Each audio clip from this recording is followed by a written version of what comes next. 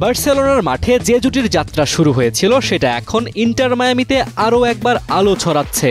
Lionel Messi ও Luis Suarez, football ইতিহাসে অন্যতম সেরা ফরওয়ার্ড জুটি, যারা এবার এক হচ্ছেন মাঠের বাইরের নতুন এক অভিযানে।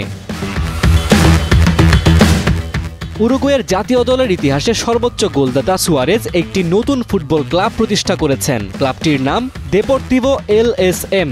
নামটি এসেছে লিওনেল এর এল, সুয়ারেজের এস ও মেসির এম থেকে। ক্লাব প্রতিষ্ঠার এক ভিডিও বার্তায় সুয়ারেজ বলেন, নিজ জন্মভূমির তরুণ ফুটবলারদের বেড়ে ওঠার সুযোগ করে দিতেই আমার এই প্রচেষ্টা। ভিডিওতে সুয়ারেজের পাশে ছিলেন তার দীর্ঘদিনের সতীর্থ ও বন্ধু মেসি। সেখানে মেসিকে বেশ উচ্ছ্বসিত দেখা যায় এবং সুয়ারেজকে উদ্দেশ্য করে মেসি বলেন, তুমি আমাকে এই প্রকল্পে রেখেছ, এজন্য আমি গর্বিত। তোমার পাশে থাকতে আমি সব ধরনের সাহায্য করতে প্রস্তুত।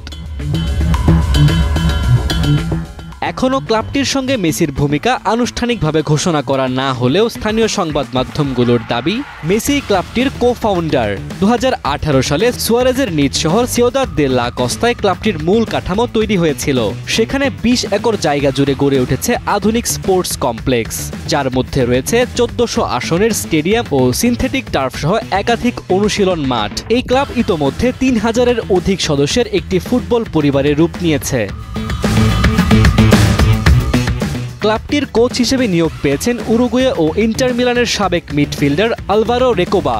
মেসি ও সুয়ারেজের বন্ধুত্বের গল্প ফুটবল প্রেমীদের বহুদিন ধরেই জানা। বার্সেলোনার হয়ে 6 মৌসুম এবং এখন ইন্টার মায়ামিতে 2 মৌসুম একসঙ্গে কাটিয়ে মেসি ও সুয়ারেজের বন্ধুত্ব আরও গভীর হয়েছে। মাঠের বাইরেও তারা এখন একে অপরের পার্টনার। দেপোর্তিভো এলএসএম সেই বন্ধুত্বেরই এক নতুন অধ্যায়।